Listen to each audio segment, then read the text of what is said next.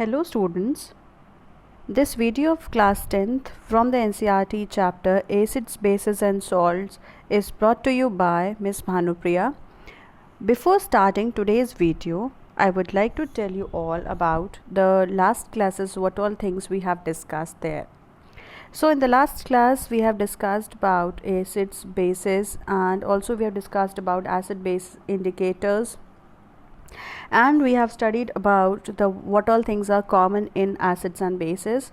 And in the last class we have discussed about the pH and its various applications based on pH. So this particular picture is telling you about the various pH ranges where the color code is also shown here. In this also you can see the various color codes. Now today we are going to discuss about the next topic, that is the salts. So this is the last topic which we are going to discuss. So we have discussed about the acids and bases. Now it is the time to discuss about the salts. So salts are the ionic compounds which are produced after the neutralization reaction. Okay, now if you could recall about neutralization reaction, you will be able to understand that neutralization reaction always takes place between acids and bases. When acids and bases are reacting together, they are forming salt and water. So this salt is an ionic compound which consists of two parent, that is acids and bases. So some of the acids are they contain a metallic part as well as the non. Similarly here also the acids are acidic in nature, bases are basic in nature. So both these characters are found in these salts. So therefore salt becomes an ionic compound where the positive as well as negative part is present in the salt. Okay, so there are number of salts, but sodium chloride is the most common among them. So sodium chloride is also known as table salt, which you eat in your food. Okay, sodium chloride is used to enhance the taste of food. What is the characteristic of salt? Most of the salts are crystalline in solids. Now what is the difference between a crystal and a normal solid? Crystalline solid means it is having a particular shape.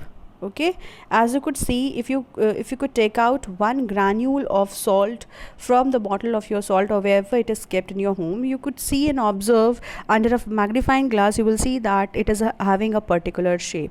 So that shaped crystal is shape is known as particular shape is known as a crystal.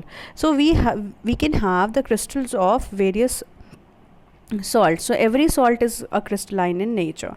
Next, salt has they could be transparent or opaque. Okay, so these salts could be transparent, means light could pass through them, and they could be opaque in the nature. Okay, next is the salt could be soluble in water. So these are soluble in water as they contain both basic as well as acidic nature in it. I mean to say they have both ionic parts, positive and the negative ions. So they are very much easily soluble in water. Solutions of salt conducts electricity in their molten state also. Okay, once you are just dissolving it, or you could just melt this salt, so without adding water to it, then also they are going to conduct they conduct electricity. Why they are conducting electricity? Because they are having ionic parts in them which breaks down on the passage of the electricity. That is why electricity could pass. Okay, the salts may be salty, sour, sweet, bitter, and savory. Okay, savory. They could be of any taste. They could be of many tastes. Okay. Now next is the salt are neutral salts are odorless because they don't have any odor. Why they're not having any odor? Because they are formed from the strong acids and strong base. So if no character is dominant over any other character, no character is dominant on the other one. For example, if we are taking strong acids, it is having a particular smell, and a strong base we are taking, so that base also has a particular smell, but these smells that is not going to form any kind of smell, because after the reaction it is completely neutralized. Now if acidic salts are there, they will smell like acid. If basic salts are there, they will smell like base.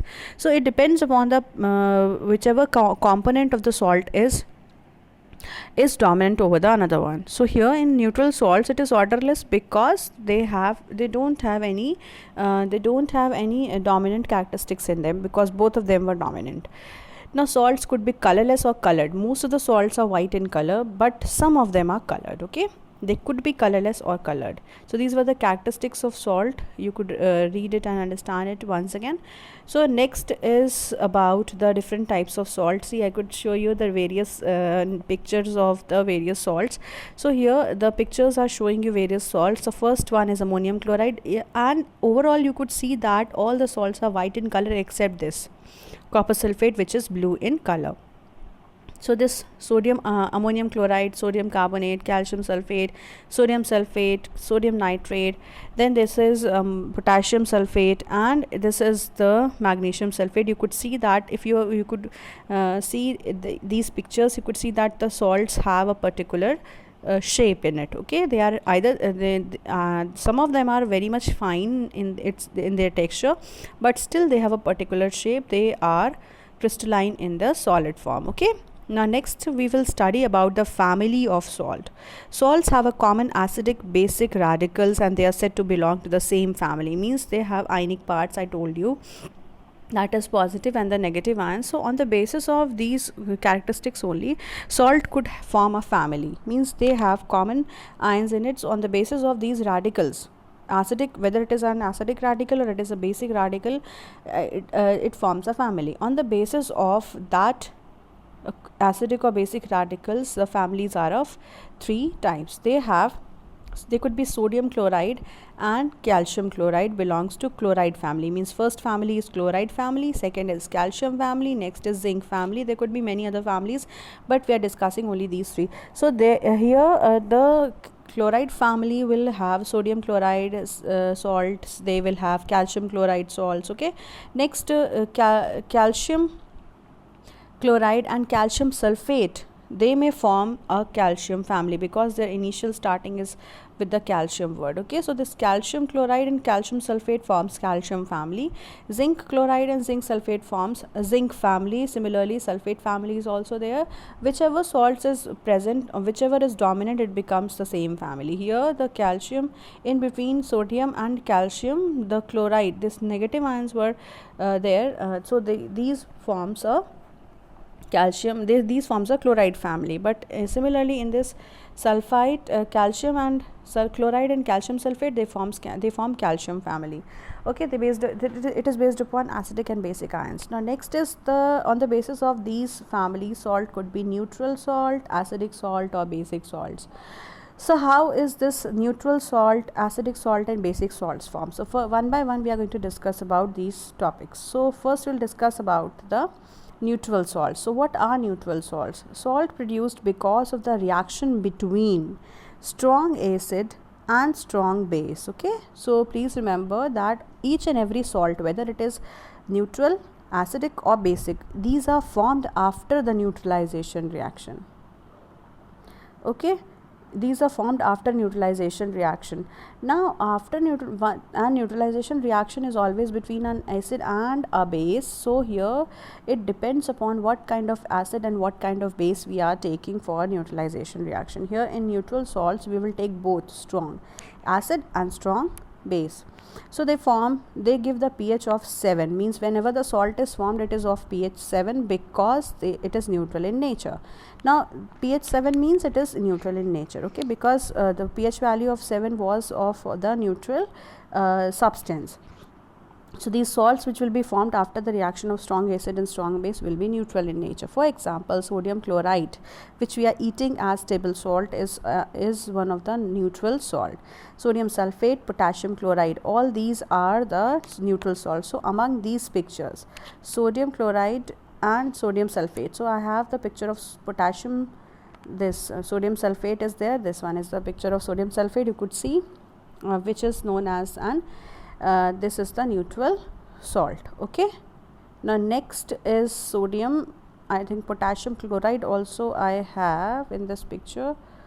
No, potassium sulfate is there, potassium chloride is not there. Okay, so I'll just show you the next picture in which this potassium chloride is there in the form of crystals, and it is also a neutral salt. Okay, now here is we are going to discuss about the first salt which is neutral in nature. Is sodium chloride, is formed after the reaction between hydrochloric acid, that is a strong acid, and a sodium hydroxide, which is a strong base. So here this reaction is taking place between the strong acid and strong base, which is going to form sodium chloride. NaOH plus HCl is going to give you sodium chloride and water. So please remember this reaction and how it is formed. Okay, now this next salt which we are going to discuss is the sodium sulfate, which is formed after the reaction between sodium hydroxide, which is again a strong base, and sulfuric acid, which is a strong acid. So strong base and strong acid is going to give rise to sodium sulfate salt, where you could see this reaction to NaOH plus H2SO4 will give rise to Na2SO4 plus H2O. Okay. Now next is the potassium chloride, where a strong base and strong acid, again it will be taken.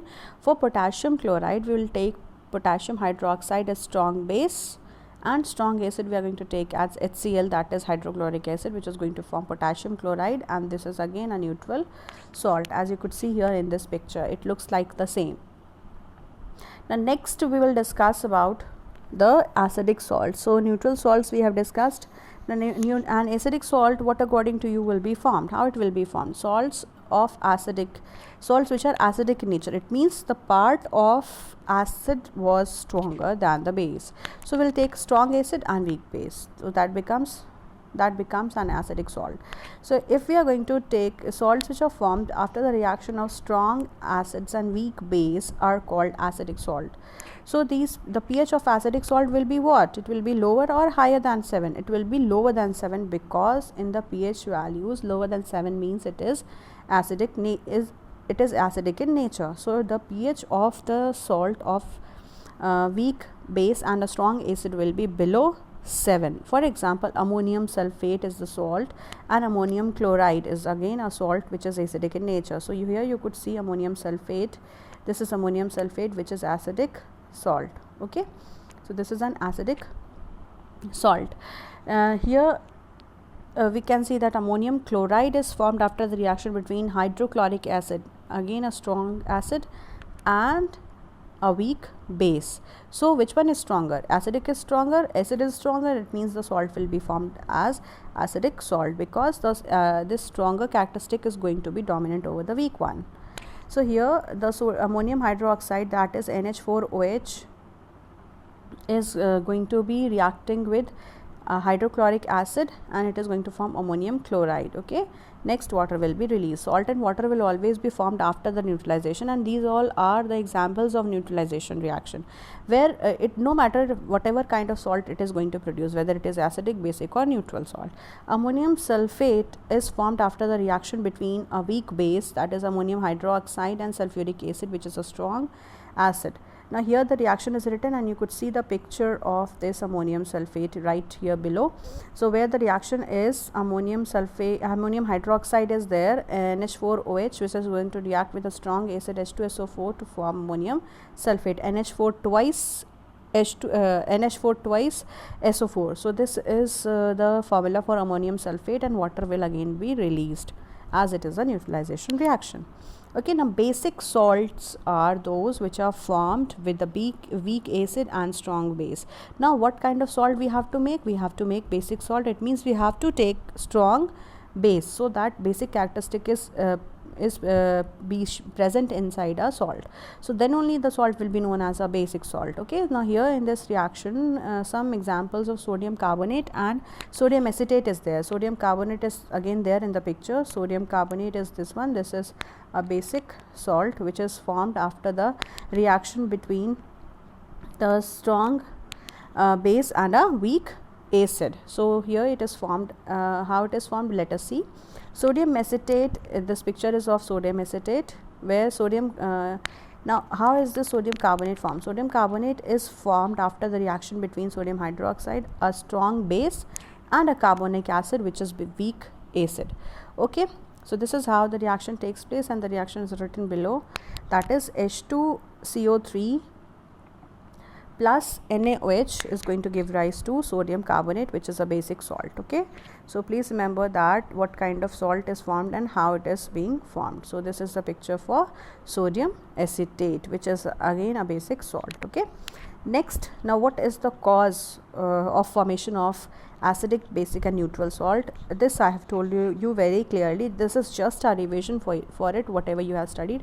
Whenever strong acid is reacting with a weak base, it is unable to fully neutralize an acid. Why it is unable to fully neutralize an acid? Because this strong acid is again reacting with a weak base. So with a small amount of base, with a small amount of acid only, the complete weak base could be neutralized because it is weak. So a small amount of acid can neutralize all the weak base. That is why the salt which is formed will be of acidic nature. Some acid will be left out. That is why the salt will be of acidic in nature. Similarly, when a strong base is reacting with a weak acid, then what will happen? Acidic small acid is the small base is going to be neutralizing all the acidic nature, okay, all the acidic nature, because acid was weak, so small quantity only could neutralize a complete weak base, a weak acid. So what is left now? It is, we are going to left with the base which is in the beaker or which is there in that container. So it is not able to neutralize fully the completely with the weak acid. That is why the salt which will be formed is of basic nature and basic salt will be formed. Okay, next thing is that when equal strong acid and base will be reacting, it means the both are strong. Now strong and base and strong acid, both of them are going to react in the same manner, and the whatever amount of strong acid is required for the reaction, the same amount of the strong base is also required. That is why both of them are of equal potential, both of them are of equal strength, so they are going to fully neutralize each other. Nothing will be left, means all the acid is going to be converted into the salt, all the base is also helping to convert the acid into salt. That is why we will be able to form, we will be seeing the neutral salt is being formed because of the equal strength of acid and equal strength of base. So these are the so this was the cause why acidic, basic and neutral salt is formed. Okay, so it is very clear now, I think, that whenever neutralization is going to take place, whichever component is stronger, the same salt will be formed. If nobody is stronger, both are strong, it means it is going to form a weak it is going to form a neutral salt. Okay, so this was about the salt, and now we will discuss about the pH value of the salt. We have seen that neutral salts have pH below, neutral salt have almost pH equal to 7. When pH is 7 means it is neutral. If it is less than 7, it is acidic, and if it is basic salt, then it means it is more than 7. Okay, as we have studied here in the pH value also, where the pH of 7 means it is neutral in nature. Okay, this is neutral in nature, and if less than 7, then it is acidic. If more than 7, it is basic in nature. Okay, you can see here in the diagram of pH values. So we have discussed it earlier only, that whenever the reaction, whenever the pH value will come 7, it means it is neutral. If the pH value is coming less than 7, it is basic, it is acidic in nature, and if it is more than 7, it is going to be basic in nature. So please remember this. So the pH of the salt means it is 7 neutral salt, less than 7 acidic salt, and basic salt will have more than 7 pH. Next is the some important chemicals, chemical compounds which is formed because of these reactions. So first is the sodium chloride. The sodium chloride is common salt or sodium chloride. Okay, so this sodium chloride is also common, is also known as common salt, or it is also known as table salt. Now this is formed after the reaction of strong acid and strong base. It is a neutral salt. pH value of sodium chloride will be 7 because it is a neutral. Now sodium chloride, you could see the picture of this sodium chloride. Sodium chloride is used to enhance the taste of the food. Okay, and it is used for manufacturing many chemicals. Now in this chapter we have to continue with the various chemicals which is formed because of this sodium chloride. So the first chemical which is formed because of the sodium chloride is sodium hydroxide. this is the picture of sodium hydroxide, which is shown in the form of pellets. Okay, these are in the form of solid crystals. So here this sodium hydroxide is a strong base. It is also known as caustic soda. Okay, this is also known as caustic soda. It is obtained by the electrolytic decomposition of the solution of sodium chloride, and this solution of sodium chloride is known as brine. Okay, it is called brine. Now this sodium, how is this sodium hydroxide being formed? Sodium hydroxide is always formed, it is always obtained by electrolytic decomposition of sodium chloride. Now in this process, the electrolytic decomposition of brine, that is aqueous solution of sodium carbonate, please remember it is an aqueous solution of sodium carbonate, where you are adding sodium carbonate, sodium chloride in water. Aqueous means you are adding the salt into water. It is going to be decomposed to form sodium hydroxide. Okay, this process is obtained, in this process chlorine and sodium both will be obtained. So chlorine will be obtained on anode and hydrogen gas will be obtained on the cathode as products. The whole process is known as chlor-alkali process. So here the reaction is given of this product is that sodium chloride will add water to it, will make aqueous solution, and we will put we are going to keep it in the setup of electrolytic decomposition, where the anodes and cathodes will be present, and we are going to add electricity to it. I mean the batteries will be added. So and once the circuit is complete, the electric current is going to flow. As soon as the electric current is going to flow, it is going to give rise to the sodium hydroxide, and chlorine gas will be released and hydrogen gas will be released. Sodium hydroxide will be formed in the base of that container, and we will have chlorine on the anode part and hydrogen gas on the cathode part. Okay, so negative gas will be on the positive electrode and the positive gas will be on the negative electrode. So ions will be eliminated, and only we will be left with the salt in the setup. Okay, now next, what is the use of this what is the use of the product which is obtained after electrolysis of brine? After the electrolysis of brine, means sodium chloride, when water is added to it, what products are obtained? We are obtaining three products. First is sodium hydroxide, second is chlorine, and third one is hydrogen. Now what is the use of these products? The use of hydrogen gas is as a fuel, and it is used for making ammonia for fertilizers. Okay, next is used for the water treatment. For the chlorine is used for water treatment. Okay, for purifying water as disinfectants. It is used in CFCs. It is used as pesticide. It is also known, it is a very much important component of making bleaching powder okay, and it is also used for manufacturing of hydrochloric acid, because chlorine is responsible for all these products. Next thing, the third one which is obtained is the sodium hydroxide, and it is used to degrease the metallic objects. It is used to degrease the metals, and manufacturing of paper and soap, detergent and artificial fibers are obtained. Okay, so it is also used for obtaining bleach.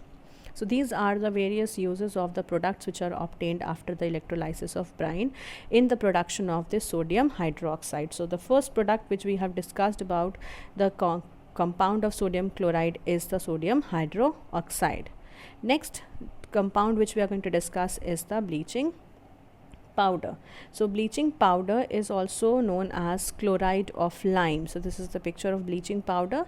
It is also known as chloride of lime. Why it is called chloride of lime? Because lime, the formula for lime is CaO, and why it is chloride? Because Cl2, this chlorine is going to be added with this. So this CaOCl2 is completely known as chloride of lime. Okay, so this is very clear from this formula. That formula is CaOCl2. Okay, next, bleaching powder is in solid form. Okay, it is light yellowish or white in color, yellowish white in color. So here in this picture you could see that it is white in color. and bleaching powder can easily be identified by the strong smell of chlorine. Okay, if you will see that bleaching solution is kept in your homes, you could open the bottle and just smell that bottle for some time. You will see that it is chlorine in it. It is having a very pungent, it is having a very strong smell, and that strong smell is because of the chlorine. Okay, and this chlorine is also very much helpful. I'll tell you why it is where it is being used and how is this helpful. Okay, now next is the when calcium hydroxide, that is slaked lime, reacts with chlorine. Okay, when slaked lime is going to react with chlorine, it is going to give rise to calcium oxychloride, that is known as bleaching powder, or CaOCl2, which is going to form in as a result of the reaction between slaked lime and chlorine gas. Okay, please remember, it gives rise to a calcium oxychloride.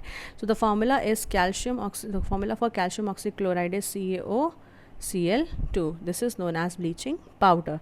The aqueous solution of bleaching powder is basic in nature. Why it is basic in nature? As you could see here, this is it is a strong base we are taking. Slaked lime is a base, and we are adding a small amount of acidic solution to it. Means chlorine is acting as an acid there.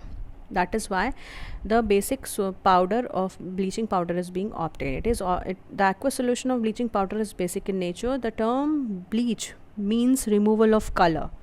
Now this bleaching powder is added to remove the color stains on the cloths, okay, or on any object we could put on, and you would leave that bleaching powder over some time, and it is going to discolor the cloth when it is being added, if it is a very strong solution. Then it acts as bleaching agent. Though it works because of oxidation, and we have already studied about what is the meaning of the word oxidation. Chlorine in the bleaching powder is responsible for the bleaching effect. Why this discoloration property is being obtained? It is because of the chlorine part which is present in this calcium oxychloride. So this chlorine acts as a very important agent for oxidation, which is going to oxidize the colors, and it is going to bleach the colors. It is going to discolor the object, discolor the things whichever on which this bleaching powder is going to be added. Okay, so this bleaching action is because of the chlorine component of this calcium oxychloride. Now next is what is the use of bleaching powder. The use of bleaching powder is as a disinfectant. So this bleaching powder, the first most important characteristic of this bleaching powder is the disinfectant part. Why this is used as disinfectant? Because this chlorine is present, it is able to kill all the germs which is present all around. So in water also it is used as the disinfectant. Okay, next, it is used to clean water. It is used for removal of mosses. It is used for weed killing. So it is also used as weedicide at some places. Okay, now next use of this bleaching powder is it is used for bleaching the cloth in the textile industries, and it is used for bleaching the wood pulp in the paper industry. Yes, as you could see that your paper is it is white in color. Okay, so why it is white in color? It is because that log of wood is never white in color. Okay, it is brownish in color. Now how is this white colored paper obtained? This brown to white is all obtained by bleaching of that wood pulp, okay, in the paper industry. So it makes the product white in color because of the bleaching property, because of the discoloring property, because of the property of removing the colors. So this color removal is because of the chlorine which is present in it, this bleaching powder. So bleaching powder is a strong oxidizing agent in many industries such as textile industry and paper industry. Why it is an oxidizing agent? Because it is taking up the colors of various chemicals. Fine. So these are the uses of bleaching powder. Next we will discuss the next compound, that is baking soda, that is NaHCO3. Baking soda is another important component which is used which is obtained after the chloralkali process. The chemical name is baking soda.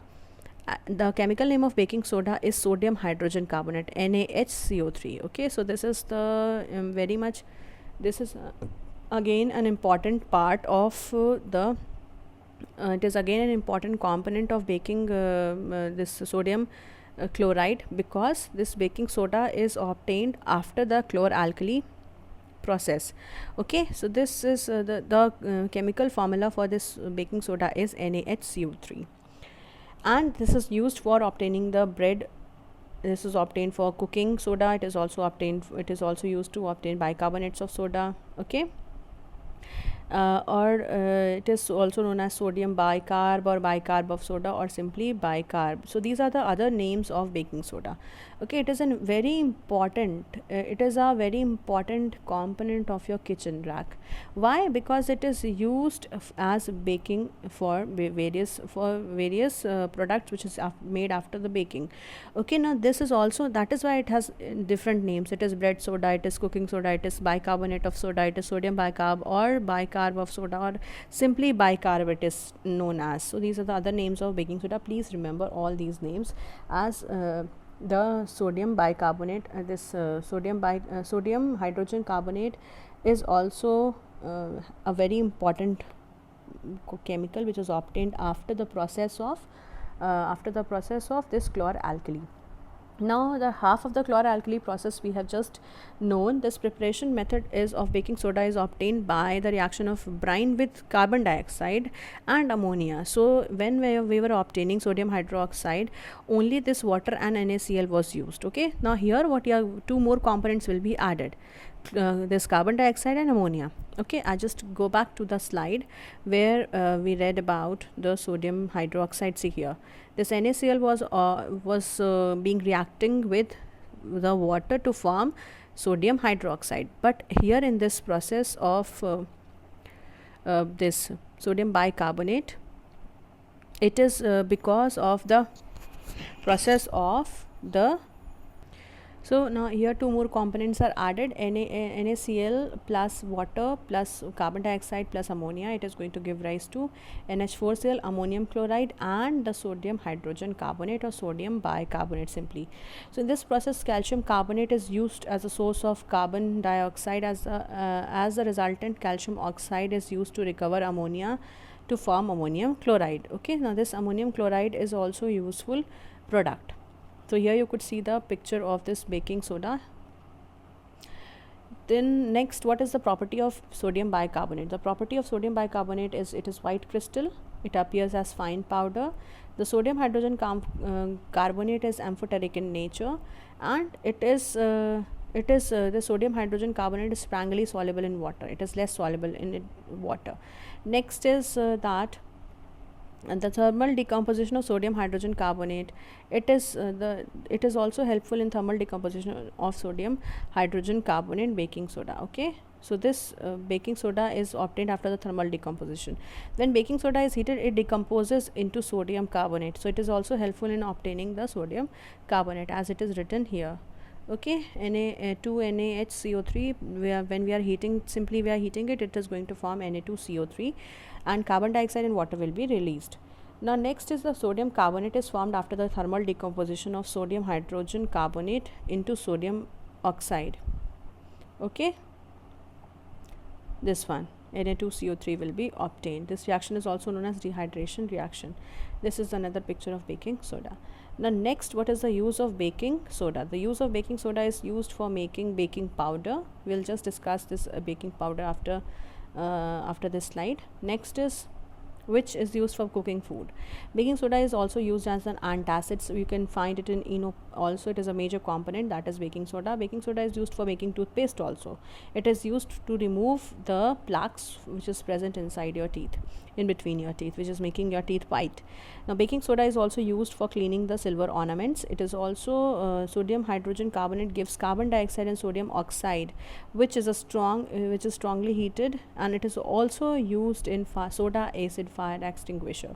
So this soda acid fire extinguisher is having a major component of this baking soda in it. Okay, so next we will discuss about baking powder, but I think today we have discussed much more about the components of salt. Then we have studied about the properties of salt, and then we have discussed about the various chemicals which is obtained from sodium chloride, because sodium chloride is one of the most important in the family of salt. And together with, we have also discussed some other components of the sodium chloride, that is sodium hydroxide, we have discussed. Then we have discussed about baking soda.